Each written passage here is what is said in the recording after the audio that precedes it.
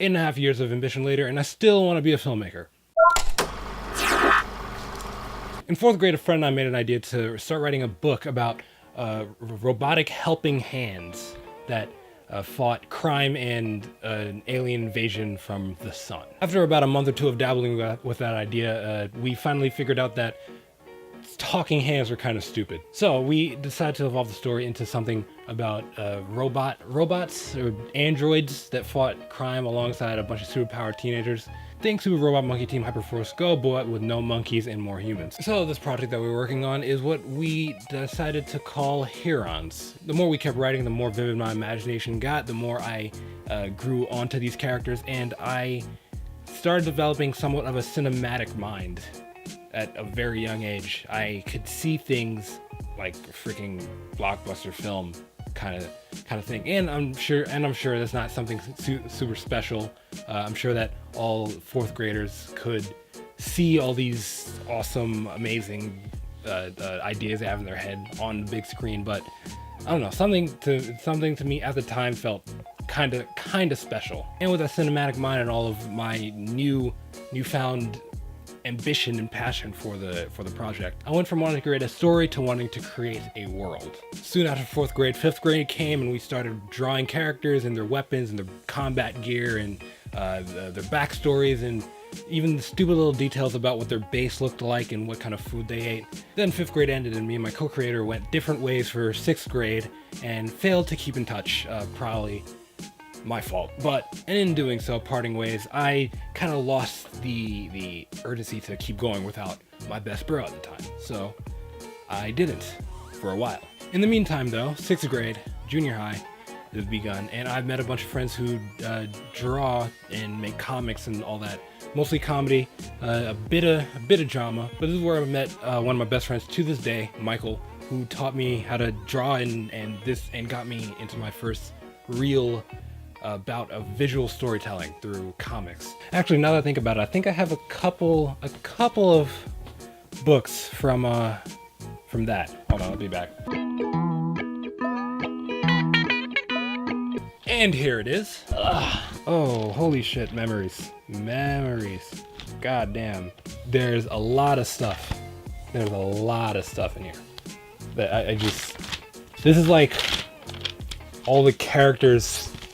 And is that even bright enough? That's all the characters and whatever shit that I wrote and created. It was a pretty fun thing to do, and it influenced a lot of like the characters that I create now. Because doing that was just me creating as many.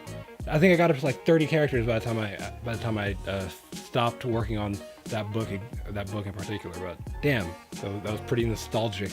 Comic strip.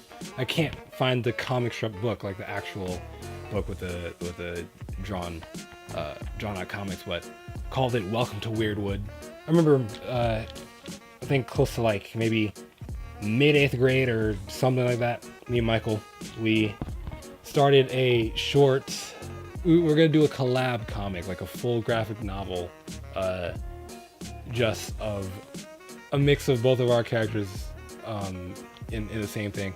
It was about, I don't know if you remember on the Wii Sports Resort, it was about a competition race on Woohoo Island, and they were gonna like race around the island and get into a bunch of shenanigans and all that bullshit that comic characters do.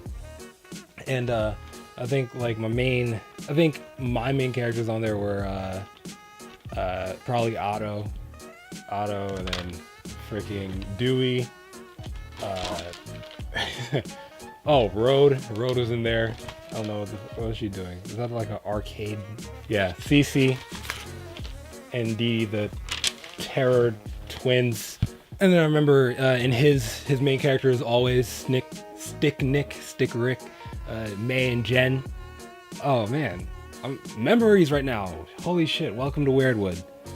I'm like missing all this. I swear I'm gonna do something with all of this. I got to, because I'm not gonna let all this go to waste. Welcome to Weirdwood, the animated web show, coming 2021. All right, but let me get back to Heroes. I didn't just completely leave that hanging. While I wasn't writing anything, like I actually writing down story and all that, I started working on story and character and the universe itself for Herons a lot with my idiot cousin playing with teddy bears, the most childish thing you could do, but one of the absolute most effective things that contributed to my storytelling capabilities today. Yeah, no, not action figures like a proper 10, 11-year-old. Yeah, was it pretty cringy?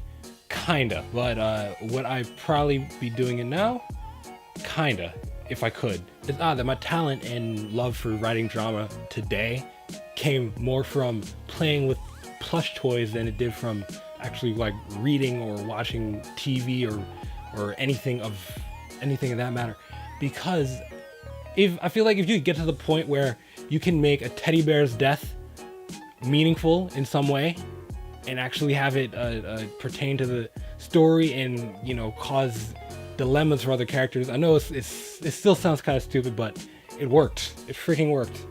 It worked like a goddamn charm. Anyway, let's forget all that. 9th grade, I finally got back into writing Herons. Not starting writing. I got back into writing Herons, and I created so many new characters over the past 3 years, hiatus of not actually writing things, that I had to create new backstories and revamp the plot to fit everyone in. I held back on writing script on all the way till 12th grade, but I wrote like the season outlines and events, play-by-play things of what may happen and may not happen. I did writing exercises for characters and all their stuff, and I really expanded and changed and revamped and made sure I had the overall idea of the story of the world that it takes place in down before I began writing the pilot episode. Started off in 4th grade about a campy action comedy about a bunch of teenage superheroes who fight crime alongside, you know, robotic assistants and take down a prince from the sun who has mom issues and bullshit like that. It turned into a gritty sci-fi drama about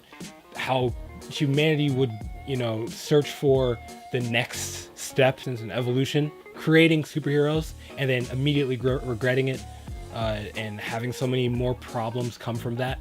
Herons eventually, over the span of 8.5 years, became the frontier, and along the way sparked all of my ideas and passions and talents and things that I want to do. It sparked this channel, because without that I don't think I ever would have gotten to the point where I want to create, you know, content, or I feel like I owe it to these characters that I've known and created and crafted for about 8.5 years. I owe it to them to tell their story, and that's why I want to be a filmmaker.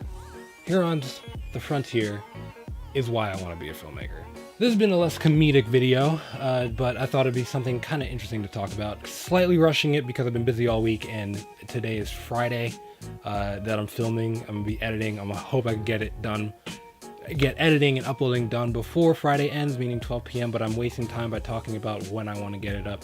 I'm a goddamn dunce, dickhead, dumbass. But whatever, tell me down in the comments, what are you passionate about and what got you started, because I'm genuinely curious to know. That's what I strive to learn about. I love hearing about other people's passions. It's an amazing, amazing feeling.